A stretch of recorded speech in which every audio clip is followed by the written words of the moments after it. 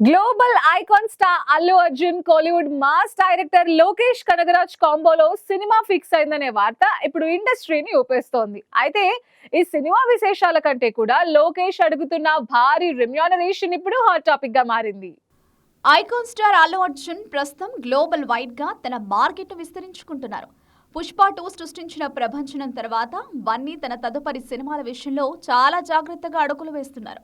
ఈ క్రమంలోనే Kollywood mass director Lokesh కనగరాజ్తో Bunny ఒక సినిమా చేయబోతున్నారనే వార్త దాదాపు ఖరారైంది. అయితే ఈ ప్రాజెక్టు కోసం లోకేష్ అడుగుతున్న పారితోషికం ఇప్పుడు హాట్ టాపిక్ గా మారింది. సాధారణంగా లోకేష్ కనగరాజ్ సినిమాలంటే బాక్సాఫీస్ వద్ద వసూళ్ల సునామీ ఉంటుంది. గతంలో రజనీకాంత్ కూలీ సినిమా కోసం దాదాపు 50 కోట్ల రెమ్యునరేషన్ తీసుకున్న లోకేష్ ఇప్పుడు బన్నీ సినిమా కోసం ఏకంగా 75 కోట్లు డిమాండ్ చేస్తున్నట్లు ప్రచారం జరుగుతోంది. ఒకవేళ అదే నిజమైతే సౌత్ ఇండియాలో అత్యధిక పారితోషికం తీసుకునే టాప్ డైరెక్టర్ల జాబితాలో లోకేష్ అగ్రస్థానానికి చేరుకుంటాడు.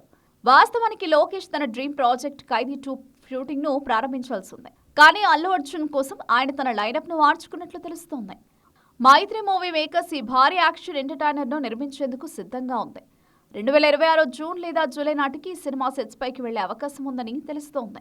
అల్లు అర్జున్ ప్రస్తుతం అట్లీ సినిమాతో బిజీగా ఉండడంతో అది పూర్తయిన వెంటనే లోకేష్ ప్రాజెక్ట్ పట్టాలెక్కనుంది. లోకేష్ గత చిత్రాలు లియో, కూలీ బాక్సాఫీస్ వద్ద భారీ కలెక్షన్లు రాబట్టినప్పటికీ కథనం పరంగా కొంత మిశ్రమ స్పందన తెచ్చుకున్నాయి. అయినప్పటికీ Lokesh mark action and making స్టైల్కు ఉన్న క్రేజ్ ఏమాత్రం తగ్గలేదు. బన్నీ వంటి ఎనర్జెటిక్ హీరోకు లోకేష్ రా అండ్ రస్టిక్ మేకింగ్ తోడైతే థియేటర్లు దద్దరిల్లడం ఖాయమని ఫ్యాన్స్ భావిస్తున్నారు. సందీప్ రెడ్డి వంగ, త్రివిక్రమ్, అట్లీ వంటి స్టార్ డైరెక్టర్లు బన్నీ లైనప్లో ఉన్నప్పటికీ లోకేష్ కనగరాజ్ సినిమాపైనే ఎక్కువ క్యూరియాసిటీ నెలకొంది. మరి భారీ పారితోషికం మరియు ప్రాజెక్టుపై అధికారిక ప్రకటన ఎప్పుడొస్తుందో చూడాలి.